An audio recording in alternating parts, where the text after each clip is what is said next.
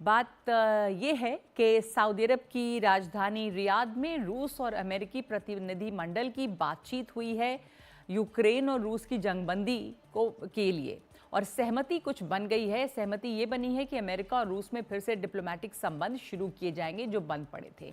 टीमें भी बनाई जाएंगी जो जंगबंदी की बात को आगे बढ़ाएंगी, और मॉनिटरिंग भी रहेगी कि बातचीत जारी है और किस दिशा में बढ़ रही है।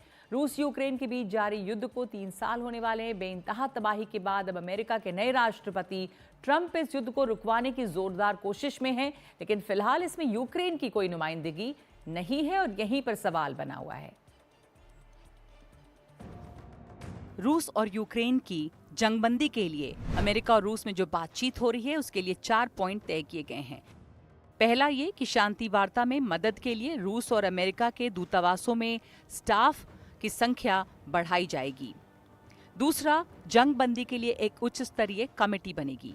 तीसरा, जंगबंदी के बाद के असर का आकलन किया जाएगा। और चौथा, आज बातचीत में मौजूद रहने वाले सभी सदस्य आगे की प्रक्रिया की निगरानी करते रहेंगे। इससे पहले अमेरिका के विदेश मंत्री मार्को रूबियो और रूस के विदेश मंत्री सर्गेई लावरोव बैठे जंगबंदी पर बातचीत करने के लिए। साथ में मेजबान और मध्यस्थ सऊदी अरब के नुमाइंदे भी रहे, लेकिन जिस यूक्रेन के साथ जंग रोकने के लिए बातचीत हो रही है उसका कोई नुमाइंदा रियाद में मौजूद नहीं है।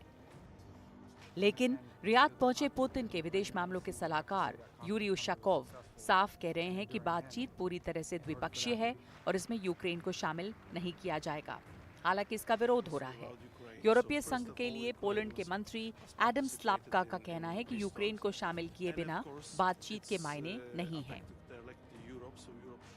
Polish and European position is that there is no just and lasting peace without Ukraine. So first of all, Ukraine must participate in peace talks, and of course, it's affecting directly Europe. So Europe should be also participating in every single talks.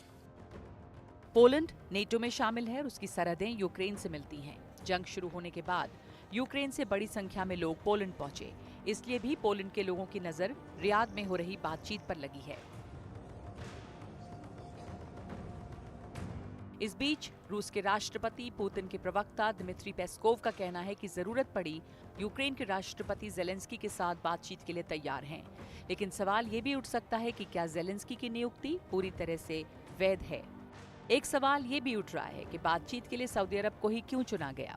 वजह कई हैं और सबसे बड़ी वजह है Saudi अरब की आर्थिक और राजनीतिक अहमियत। क्राउन प्रिंस मोहम्मद बिन सलमान से ट्रंप और पुतिन के अच्छे रिश्ते हैं। इस बीच मोहम्मद बिन सलमान ने चीन से भी रिश्ते बढ़ाए हैं। MBS जंग में रूस और यूक्रेन दोनों को साथ कर चल रहे हैं। सऊदी अरब की कोशिश है कि रियाद की बातचीत कामयाब हो ताकि अमेरिकी राष्ट्रपति डोनाल्ड ट्रंप और रूस के राष्ट्रपति पुतिन के बीच बैठक का रास्ता खुले। लेकिन फिलहाल यूक्रेन को बातचीत में शामिल ना करके क्या ट्रंप नेटो और यूरोप को कोई संदेश देना चाहते हैं, या फिर वक्त आने पर यूक्रेन को इस बातचीत में शामिल किया जाएगा।